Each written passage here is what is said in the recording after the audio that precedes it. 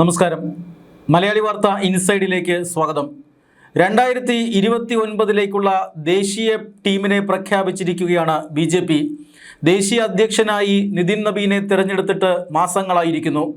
കേരളമടക്കമുള്ള 5 നിയമസഭാ തിരഞ്ഞെടുപ്പുകൾ, ആ തിരഞ്ഞെടുപ്പുകൾക്ക് തൊട്ടുമുമ്പാണ് ദേശീയ അധ്യക്ഷനായി 45-കാരനായ നിതിൻ നബീനെ പാർട്ടി തിരഞ്ഞെടുത്തത്. എന്നാൽ ദേശീയ അധ്യക്ഷൻ്റെ ടീം, അതായത് മറ്റ് ദേശീയ ടീം അംഗങ്ങളെ BJP പ്രഖ്യാപിച്ചിരുന്നില്ല. നിർണായകമായ സംസ്ഥാനങ്ങളിൽ നിയമസഭാ തിരഞ്ഞെടുപ്പ് വന്നതാണ് അതിന് കാരണം. മാത്രമല്ല, തൊട്ടു പിന്നാലെ മറ്റു പല പ്രശ്നങ്ങളും ഉടലെടുത്തു. അതിനുശേഷം ഇതാ CJPയുടെ സമരം, പാർലമെൻറ്റിൻ്റെ വർഷകാല സമ്മേളനം, അങ്ങനെ ഒട്ടനവധി സംഭവ വികാസങ്ങൾ കടന്നുപോയി. പാർട്ടിയിലും അതുപോലെ തന്നെ മന്ത്രിസഭയിലും അഴിച്ചുപണികൾ ഉണ്ടാകും എന്ന് നേരത്തെ തന്നെ സൂചനകൾ ഉണ്ടായിരുന്നു. പാർട്ടിയിൽ അഴിച്ചുപണി ഉണ്ടാകുന്നതിന് മുമ്പ് തന്നെ മന്ത്രിസഭയിൽ അഴിച്ചുപണി ഉണ്ടാകുമെന്നും, അതായത് ഈ 3ാം തവണത്തെ മോദി മന്ത്രിസഭയിൽ ആദ്യത്തെ പുനഃസംഘടന ഉണ്ടാകുമെന്നും എല്ലാവരും പ്രതീക്ഷിച്ചതാണ്. അപ്രതീക്ഷിതമായിട്ടാണ് CJP സമരമെത്തിയത്. CJPക്കാർ വിദ്യാഭ്യാസ മന്ത്രിയുടെ രാജി ആവശ്യപ്പെട്ടു. കേന്ദ്ര വിദ്യാഭ്യാസ മന്ത്രി ധർമ്മേന്ദ്ര പ്രധാനെ വിദ്യാഭ്യാസ വകുപ്പിൽ നിന്നും മാറ്റാൻ നേരത്തെ തന്നെ BJPക്ക് പദ്ധതിയുണ്ടായിരുന്നു. പക്ഷേ സമരത്തിൻ്റെ ഒരു സ്വാധീനമെന്ന് വ്യാഖ്യാനിക്കപ്പെടും എന്നുള്ളതിനാൽ BJP ഈ മന്ത്രിസഭാ പുനഃസംഘടന തന്നെ മാറ്റിവെക്കുകയായിരുന്നു. പക്ഷേ അവിടെ BJPയുടെ കണക്കുകൂട്ടലുകൾ തെറ്റി, സമരം ശക്തമായി. കേന്ദ്ര വിദ്യാഭ്യാസ മന്ത്രി ധർമ്മേന്ദ്ര പ്രധാന്റെ രാജിയടക്കമുള്ള 3 ആവശ്യങ്ങളും അംഗീകരിക്കേണ്ടി വന്നു കേന്ദ്ര സർക്കാരിന്. നിർണായകമായ പാർലമെൻറ്റിൻ്റെ വർഷകാല സമ്മേളനത്തിലേക്ക് പിന്നീട് കേന്ദ്ര സർക്കാരിൻ്റെ ശ്രദ്ധ പോയി. അതുകൊണ്ട് തന്നെ മന്ത്രിസഭാ വികസനം വർഷകാല സമ്മേളനത്തിന് ശേഷമാകാം എന്ന് BJPയിലും NDAയിലും ധാരണയായി. പാർലമെൻറ്റിൻ്റെ വർഷകാല സമ്മേളനത്തിൽ നിർണായകമായ പല ബില്ലുകളും അവതരിപ്പിക്കാൻ പാർട്ടിക്ക് അല്ലെങ്കിൽ സർക്കാരിന് പദ്ധതിയുണ്ടായിരുന്നു. നേരത്തെ പരാജയപ്പെട്ട് മടങ്ങിയ ഭരണഘടനാ ഭേദഗതി ബില്ലുകളടക്കം തിരികെ കൊണ്ടുവരാനായിരുന്നു പാർട്ടിയുടെ പദ്ധതി. അതിനുവേണ്ടി BJP വളരെയധികം വിയർപ്പൊഴുക്കുകയും ചെയ്തു. ആ വിയർപ്പിൻ്റെ ഫലം കണ്ടു. അതായത് കേവല ഭൂരിപക്ഷം പോലും ഉണ്ടായിരുന്നില്ല BJPക്ക്. മാത്രമല്ല, NDAക്ക് മാത്രമാണ് ഭൂരിപക്ഷം ഉണ്ടായിരുന്നത്. 3/2 ഭൂരിപക്ഷം അതിലും അകലെയായിരുന്നു. അതുകൊണ്ടാണ് വനിതാ സംവരണ ബില്ലടക്കം പരാജയപ്പെട്ടു പോയത്. എന്നാൽ ഇപ്പോൾ ലോക്സഭയിലും അതുപോലെ തന്നെ രാജ്യസഭയിലും BJPക്ക് അല്ലെങ്കിൽ NDA പിന്തുണയ്ക്കുന്ന 3/2 MP-മാർ ഉണ്ട് എന്നുള്ളതാണ് യാഥാർത്ഥ്യം. അതുകൊണ്ട് തന്നെ വലിയ ഹോംവർക്ക് BJP ഈ വർഷകാല സമ്മേളനത്തിന് മുന്നേ ചെയ്തിരുന്നു. ലക്ഷ്യം നിർണായകമായ ബില്ലുകൾ കൊണ്ടുവരിക എന്നുള്ളതായിരുന്നു. പക്ഷേ അതൊന്നും നടന്നില്ല. പ്രതിപക്ഷ ബഹളം ഇതെല്ലാം തടസ്സപ്പെടുത്തി. 12 ചെറിയ ചെറിയ ബില്ലുകൾ ചർച്ച കൂടാതെ BJP പാസ്സാക്കിയെടുത്തു. മറ്റുള്ളത് നിർണായകമായ ബില്ലുകൾ ചർച്ച കൂടാതെ പാസ്സാക്കാൻ BJP തയ്യാറായില്ല. അതുകൊണ്ട് തന്നെ അടുത്ത പാർലമെൻറ്റ് സമ്മേളനത്തിലേക്ക് ആ ബില്ലുകൾ മാറ്റിവെക്കുകയാണ് ഉണ്ടായത്. പ്രത്യേക പാർലമെൻറ്റ് സമ്മേളനം ഇതിനിടയിൽ വിളിക്കാനുള്ള സാധ്യതയുമുണ്ട്. ഇപ്പോൾ എന്തായാലും പാർലമെൻറ്റിൽ BJPയുടെ കണക്കുകൂട്ടലുകൾ തെറ്റിയിരിക്കുന്നു. അതുകൊണ്ട് തന്നെ മന്ത്രിസഭാ വികസനത്തെക്കുറിച്ച് ഇപ്പോഴും ഒരു സൂചനയുമില്ല. പക്ഷേ സംഘടനാ തലത്തിൽ അല്ലെങ്കിൽ പാർട്ടിയിൽ വലിയ അഴിച്ചുപണിക്ക് ഇപ്പോൾ BJP തുടക്കം കുറിച്ചിരിക്കുന്നു.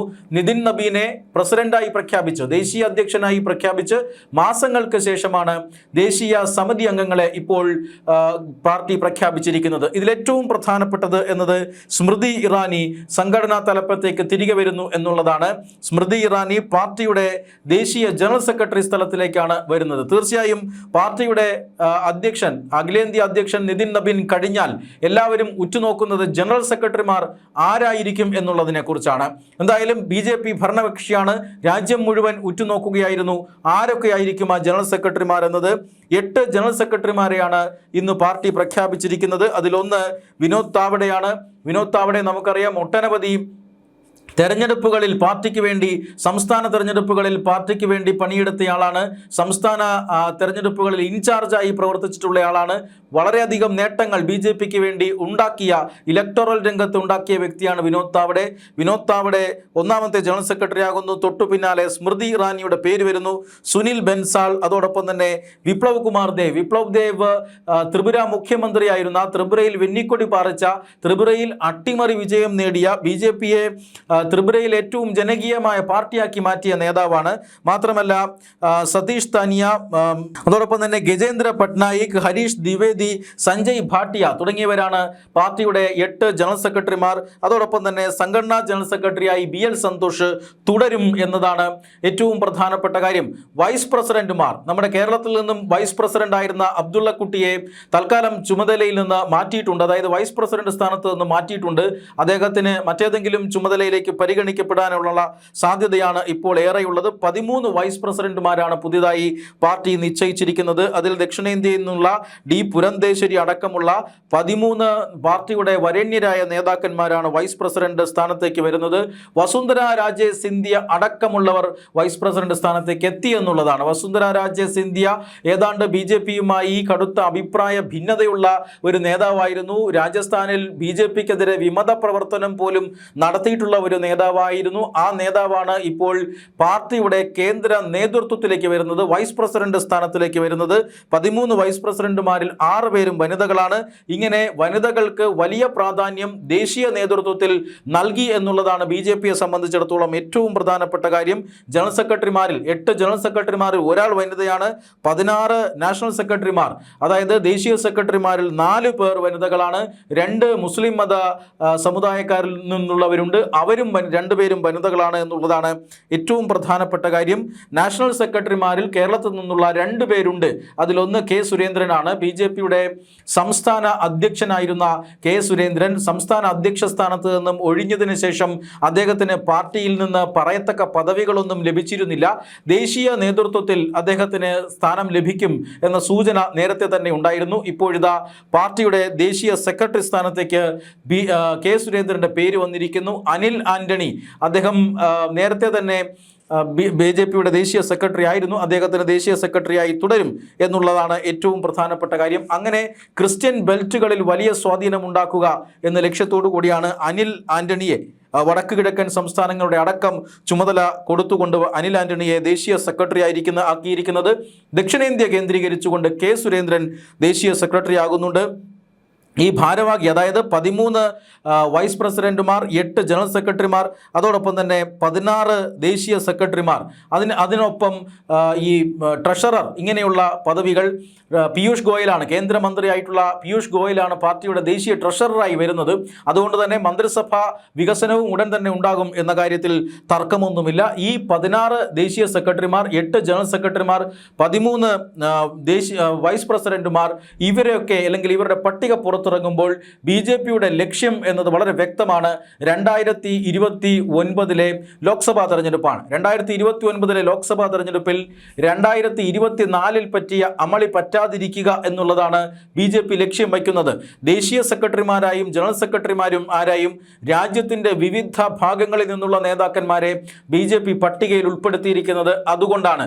അതായത് ഉത്തരേന്ത്യയെ സംബന്ധിച്ചിടത്തോളം പാർട്ടി വളരെയധികം ശക്തിയുള്ള, പാർട്ടിക്ക് വളരെയധികം സ്വാധീനമുള്ള മേഖലകളാണ്. പക്ഷേ അപ്പോഴും ദക്ഷിണേന്ത്യ, വടക്ക് കിഴക്കൻ ഇന്ത്യ ഇപ്പോൾ തന്നെ പാർട്ടിയുടെ കോട്ടയായി മാറിക്കഴിഞ്ഞിരിക്കുന്നു. ദക്ഷിണേന്ത്യയാണ് ഇപ്പോഴും പാർട്ടിയെ സംബന്ധിച്ചിടത്തോളം ഒരു ബാലികേറ മല ആയി ഇരിക്കുന്നത്. കർണാടക പോലെ BJPക്ക് സ്വാധീനമുള്ള സംസ്ഥാനങ്ങളിലും BJPക്ക് ഭരണമില്ലാത്ത സ്ഥിതിയുണ്ട്. അതുകൊണ്ട് തന്നെ 2029 ലോക്സഭാ തെരഞ്ഞെടുപ്പിൽ BJP ലക്ഷ്യം വയ്ക്കുന്നത് ദക്ഷിണേന്ത്യയിലെ സ്വാധീനം വർദ്ധിപ്പിക്കുക എന്നുള്ളത് തന്നെയാണ്. ഇത് കേന്ദ്രീകരിച്ചുകൊണ്ടാണ്, അല്ലെങ്കിൽ ഇത് ലക്ഷ്യമാക്കിക്കൊണ്ടാണ് ഭാരവാഹി പട്ടികയിൽ കൂടുതൽ ദക്ഷിണേന്ത്യക്കാരെ ഉൾപ്പെടുത്തിയിരിക്കുന്നത്. K സുരേന്ദ്രൻ അടക്കമുള്ള ദക്ഷിണേന്ത്യക്കാരെ ഭാരവാഹി പട്ടികയിൽ എടുത്തിരിക്കുന്നത് ഇതിനു വേണ്ടി തന്നെയാണ് എന്ന സൂചനയാണ് ലഭിക്കുന്നത്. അതിൻ്റെ ഏറ്റവും പ്രധാനപ്പെട്ട, അല്ലെങ്കിൽ BJPയുടെ ഏറ്റവും പ്രധാനപ്പെട്ട ലക്ഷ്യം എന്നത് കർണാടക തന്നെയാണ്. കാരണം കർണാടകയിൽ BJPക്ക് സർക്കാർ ഉണ്ടായിരുന്ന ഒരു സംസ്ഥാനമാണ്, BJPക്ക് വലിയ സ്വാധീനമുള്ള സംസ്ഥാനമാണ്. അവിടെ പക്ഷേ കഴിഞ്ഞ നിയമസഭാ തെരഞ്ഞെടുപ്പിൽ, ഏതാണ്ട് 3 വർഷങ്ങൾക്ക് മുമ്പ് നടന്ന നിയമസഭാ തെരഞ്ഞെടുപ്പിൽ പാർട്ടി നേതാക്കന്മാർക്കിടയിൽ ചില അഭിപ്രായ വ്യത്യാസങ്ങളൊക്കെ അന്നുണ്ടായിരുന്നു. ഇത് പ്രതിപക്ഷം മുതലെടുക്കുകയായിരുന്നു. അങ്ങനെ അവിടെ കോൺഗ്രസ് കർണാടകയുടെ അധികാരം പിടിക്കുന്നു. ഇപ്പോൾ കോൺഗ്രസിനെ സംബന്ധിച്ചിടത്തോളം ശക്തമായ നേതൃത്വമാണ് ഈ കർണാടക സംസ്ഥാനത്തുള്ളത്. DK ശിവകുമാറിനെ പോലെയുള്ള ഒരാൾ മുഖ്യമന്ത്രിയായി തുടരുന്നു. മാത്രമല്ല സിദ്ധരാമയ്യ കഴിഞ്ഞ 3 വർഷം ആദ്യ ടേമിൽ മുഖ്യമന്ത്രി ആയിരുന്നു. പാർട്ടിയുടെ അടിത്തറ അല്ലെങ്കിൽ പാർട്ടിയുടെ നേതൃത്വം അത് ശക്തമാണ്. അതുകൊണ്ട് തന്നെ നിലവിലുള്ള കോൺഗ്രസ് സർക്കാരിനെ മറിച്ചിട്ട് അധികാരം പിടിച്ചെടുക്കുക എന്ന ലക്ഷ്യമാണ് ഇപ്പോൾ BJPക്കുള്ളത്. അതുകൊണ്ടാണ് കർണാടക അടക്കമുള്ള സംസ്ഥാനങ്ങളിൽ BJP വലിയ ലക്ഷ്യങ്ങൾക്ക് ഒരുങ്ങുന്നു. കർണാടക തിരിച്ചു പിടിക്കുക, തെലങ്കാന പോലെയുള്ള സംസ്ഥാനങ്ങളിൽ ഇപ്പോൾ വലിയ നേട്ടം ഈ കഴിഞ്ഞ നിയമസഭാ തെരഞ്ഞെടുപ്പിൽ പാർട്ടി ഉണ്ടാക്കിയിട്ടുണ്ട്. അത് സീറ്റുകളായി വർദ്ധിപ്പിച്ചുകൊണ്ട് അധികാരത്തിലേക്ക് വരിക. ആന്ധ്രാപ്രദേശിൽ BJPയുടെ ഘടകകക്ഷിയാണ് അവിടെ ഭരിക്കുന്നത്. തമിഴ്നാട്ടിൽ നിർണായകമായ സ്വാധീനമുണ്ടാക്കുക, ഇതൊക്കെയാണ് പാർട്ടിയെ സംബന്ധിച്ചിടത്തോളം ഏറ്റവും പ്രധാനപ്പെട്ട കാര്യം. തമിഴ്നാട് രാഷ്ട്രീയം നമുക്കറിയാം. ആ രാഷ്ട്രീയം പരമ്പരാഗതമായ ഈ ദ്രാവിഡ കക്ഷികളെ ഉപേക്ഷിച്ചിരിക്കുകയായിരുന്നു. പുതിയ പരീക്ഷണത്തിന് തമിഴ്നാട് ഒരുങ്ങിയിരിക്കുന്നു. പക്ഷേ പുതിയ പരീക്ഷണത്തിൽ തമിഴ്നാട് ഏറെക്കുറെ നിരാശരാകുന്നു എന്ന ഒരു സാഹചര്യമുണ്ട്. വിജയിയെ സംബന്ധിച്ചിടത്തോളം അദ്ദേഹത്തിന് അത്രമാത്രം ജനപ്രീതി നേടിയെടുക്കാൻ ഈ ചുരുങ്ങിയ കാലയളവ് കൊണ്ട് സാധിച്ചിട്ടില്ല. അത് അദ്ദേഹം എത്രമാത്രം ഇനിയുള്ള കാലയളവിൽ നേടിയെടുക്കുമെന്നറിയില്ല. പക്ഷേ തമിഴ്നാട്ടിൽ ഒരു ദ്രാവിഡ രാഷ്ട്രീയത്തെ ജനങ്ങൾ തള്ളിപ്പറഞ്ഞിരിക്കുന്നു. ആ ജനങ്ങളുടെ പ്രതീക്ഷയ്ക്കൊത്ത് ഇപ്പോഴത്തെ TVK സർക്കാരിന് ഉയരാൻ സാധിക്കില്ലെങ്കിൽ അവിടെ BJPക്ക് പ്രതീക്ഷയുണ്ട്. അതുകൊണ്ട് തന്നെ തമിഴ്നാടും തെലങ്കാനയും അടക്കമുള്ള സംസ്ഥാനങ്ങൾ കേന്ദ്രീകരിച്ച് വലിയ രാഷ്ട്രീയ സ്വാധീനം ഉണ്ടാക്കുക, അതിനോടൊപ്പം തന്നെ കർണാടകയിൽ അധികാരം പിടിച്ചെടുക്കുക, ഇതാണ് ഇപ്പോൾ പാർട്ടി ലക്ഷ്യം വയ്ക്കുന്നത്. അതോടൊപ്പം തന്നെ 2027 അടുത്ത വർഷം വരാനിരിക്കുന്ന അസംബ്ലി തെരഞ്ഞെടുപ്പ്, അതും BJPയുടെ ഒരു ലക്ഷ്യമാണ്. വളരെ നിർണായകമായ സംസ്ഥാനങ്ങളിലാണ് ഈ 2027 തെരഞ്ഞെടുപ്പ് നടക്കാനിരിക്കുന്നത്. ആദ്യഘട്ടത്തിൽ, അതായത് 2027 ഫെബ്രുവരിയിൽ ഉത്തരാഖണ്ഡ്, ഉത്തർപ്രദേശ്, ഗോവ, പഞ്ചാബ്, മണിപ്പൂർ എന്നീ സംസ്ഥാനങ്ങളിൽ തെരഞ്ഞെടുപ്പ് നടക്കുകയാണ്. ഇതിൽ BJPയെ സംബന്ധിച്ചിടത്തോളം ഏറ്റവും പ്രധാനപ്പെട്ടത് ഉത്തർപ്രദേശും ഉത്തരാഖണ്ഡുമാണ്. ഉത്തർപ്രദേശിൽ കഴിഞ്ഞ 2 ടേമുകളിലായി BJP സർക്കാർ ഭരിക്കുന്നുണ്ട്. 2017 തെരഞ്ഞെടുപ്പിൽ ഭരണം നിലനിർത്തുക എന്നുള്ളതാണ് BJPയുടെ ഏറ്റവും പ്രധാനപ്പെട്ട വെല്ലുവിളി. കാരണം കഴിഞ്ഞ ലോക്സഭാ തെരഞ്ഞെടുപ്പിൽ പാർട്ടിക്ക് അവിടെ അടിതെറ്റിയിരുന്നു. ഇതെല്ലാം പരിഹരിച്ചുകൊണ്ട് UPയിൽ മുന്നോട്ട് പോവുക, UPയിൽ ഭരണം തുടർച്ച നേടുക എന്നുള്ളതാണ് BJPയുടെ ആത്യന്തികമായ ലക്ഷ്യം. അതോടൊപ്പം തന്നെ ഉത്തരാഖണ്ഡ്, ഗോവയിൽ ഭരണം നിലനിർത്തുക. പഞ്ചാബ് ഒരിക്കലും BJPക്ക് രാഷ്ട്രീയ സ്വാധീനമുള്ള ഒരു സംസ്ഥാനമായിരുന്നില്ല. അവിടെ ഒരിക്കലും BJPക്ക് എന്തെങ്കിലും രീതിയിലുള്ള മുന്നേറ്റം ഉണ്ടാക്കാൻ സാധിച്ചിട്ടില്ല. പക്ഷേ ഇപ്പോൾ അവിടുത്തെ രാഷ്ട്രീയം BJPക്ക് അനുകൂലമാണ്. അതുകൊണ്ട് തന്നെ ഭരണത്തിലെത്താൻ കഴിഞ്ഞില്ലെങ്കിലും മുഖ്യ പ്രതിപക്ഷം എന്ന നിലയിലേക്കെങ്കിലും മാറാൻ കഴിയുമോ പഞ്ചാബിൽ എന്ന കാര്യം BJP തീർച്ചയായും ഗൗരവമായി തന്നെ ചിന്തിക്കുന്നുണ്ട്. അതോടൊപ്പം തന്നെ മണിപ്പൂർ ഈ അടുത്ത കാലത്ത് കലാപഗ്രസ്തമായ ഒരു സംസ്ഥാനമാണ്. അവിടെ BJP ഭരണമാണ് നിലവിലുള്ളത്. ആ ഭരണം നിലനിർത്തുക, ഇതെല്ലാം BJPയെ സംബന്ധിച്ചിടത്തോളം വളരെ പ്രധാനപ്പെട്ട വെല്ലുവിളിയാണ്. 2017 ഈ പറയുന്ന സംസ്ഥാനങ്ങൾക്കപ്പുറം ഹിമാചൽ പ്രദേശിലും ഗുജറാത്തിലും തെരഞ്ഞെടുപ്പ് നടക്കുന്നുണ്ട്. ഹിമാചൽ പ്രദേശ് കോൺഗ്രസ് ഭരിക്കുന്ന സംസ്ഥാനമാണെങ്കിൽ ഗുജറാത്ത് വളരെ കാലമായി BJP ഭരിക്കുന്ന സംസ്ഥാനമാണ്. അതുകൊണ്ട് തന്നെ വരുന്ന നിയമസഭാ തെരഞ്ഞെടുപ്പ് നടക്കുന്ന സംസ്ഥാനങ്ങളിലേറെയും BJP ഭരിക്കുന്ന സംസ്ഥാനങ്ങളാണ്. അവിടങ്ങളിൽ തുടർ ഭരണം എങ്ങനെയും നേടുക എന്നുള്ളത് BJPയുടെ ആത്മവിശ്വാസം വർദ്ധിപ്പിക്കുന്നതിന് വളരെ പ്രധാനമാണ്. അതുകൊണ്ട് തന്നെ 2027 നിയമസഭാ തെരഞ്ഞെടുപ്പുകൾ ലക്ഷ്യം വെച്ചുകൊണ്ട് വളരെ നിർണായകമായ പ്രവർത്തനങ്ങൾക്കും BJP ഒരുങ്ങുന്നുണ്ട്.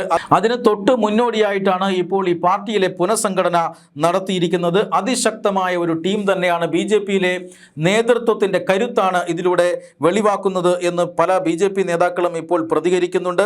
മാത്രമല്ല, ഏറ്റവും പ്രധാനപ്പെട്ട കാര്യം, BJPയുടെ ദേശീയ ഉപാധ്യക്ഷനായിരുന്നു AP അബ്ദുള്ളക്കുട്ടി. കേരളത്തിൽ നിന്നുള്ള BJP നേതാവായ AP അബ്ദുള്ളക്കുട്ടി, അദ്ദേഹത്തെ പുതിയ ഭാരവാഹി പട്ടികയിൽ ഉൾപ്പെടുത്തിയിട്ടില്ല എന്നത് വളരെ ശ്രദ്ധേയമാണ്. അദ്ദേഹത്തിന് പകരം വസുന്ധര രാജയും സിന്ധ്യയൊക്കെയാണ് ഇപ്പോൾ വൈസ് പ്രസിഡന്റുമാരായി തിരഞ്ഞെടുക്കപ്പെട്ടിരിക്കുന്നത്. പക്ഷേ അദ്ദേഹത്തിന് മറ്റു ചില പദവികളിലേക്ക് പരിഗണിക്കുന്നുവെന്ന സൂചനയുമുണ്ട്. അടുത്തു തന്നെ കേന്ദ്ര മന്ത്രിസഭാ പുനഃസംഘടനയുണ്ട്. കേരളത്തിൽ നിന്നുള്ള ജോർജ് കുര്യൻ എന്ന കേന്ദ്രമന്ത്രി രാജിവെച്ച് കഴിഞ്ഞിരിക്കുന്നു. അദ്ദേഹത്തിന് പകരം കേരളത്തിൽ നിന്നും ആളുണ്ടാകുമോ എന്നറിയില്ല. അങ്ങനെ ഉണ്ടാവുകയാണെങ്കിൽ ഒരുപക്ഷെ അബ്ദുള്ളക്കുട്ടി തിരഞ്ഞെടുക്കപ്പെടാനുള്ള സാധ്യതയുണ്ട്. ഇനി അതുമല്ലെങ്കിൽ AP അബ്ദുള്ളക്കുട്ടിയെ മറ്റേതെങ്കിലും സംസ്ഥാനത്തെ ഗവർണർ പദവിയിലേക്ക് പരിഗണിക്കാനും സാധ്യതയുണ്ട്. തമിഴ്നാട്ടിലെ ഗവർണർ സ്ഥാനം ഇപ്പോൾ ഇപ്പോൾ ഒഴിവുള്ള ഒരു കാര്യമാണ്. കാരണം കേരള ഗവർണർ രാജേന്ദ്ര ആർലേക്കറിന് അധിക ചുമതലയായിട്ടാണ് തമിഴ്നാട് നൽകിയിരിക്കുന്നത്. തമിഴ്നാട്ടിൽ ചുമതലയുണ്ടായിരുന്ന RN രവിയെ പശ്ചിമ ബംഗാളിലേക്ക് നേരത്തെ ഈ തെരഞ്ഞെടുപ്പിന് മുന്നേ കേന്ദ്ര സർക്കാർ മാറ്റിയിരുന്നു.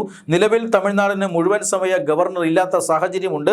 അതുകൊണ്ട് തന്നെ തമിഴ്നാട് ഗവർണർ സ്ഥാനത്തേക്ക് AP അബ്ദുള്ളക്കുട്ടിയെ പരിഗണിക്കാനുള്ള സാധ്യതയും ഏറെയാണ്. എന്തായാലും 2029 പൊതു തെരഞ്ഞെടുപ്പ്, 2027 നിയമസഭാ തെരഞ്ഞെടുപ്പുകൾ ഇവ ലക്ഷ്യം വെച്ചുകൊണ്ട് നേതൃത്വത്തിൽ കരുത്തു കാണിച്ചുകൊണ്ട് BJP ഇതാ ഒരു ഭാരവാഹി പട്ടിക, ദേശീയ ഭാരവാഹി പട്ടിക പ്രഖ്യാപിച്ചിരിക്കുന്നു. മുതിർന്ന നേതാക്കന്മാർ, യുവരക്തവും അതുപോലെ തന്നെ മുതിർന്ന നേതാക്കന്മാരും ഉൾപ്പെടുന്ന ഭാരവാഹി പട്ടികയാണ് പുറത്തു വന്നിരിക്കുന്നത്. കേരളത്തിൽ നിന്നും K സുരേന്ദ്രനും അനിൽ ആന്റണിയും ദേശീയ സെക്രട്ടറിമാർ ആയി.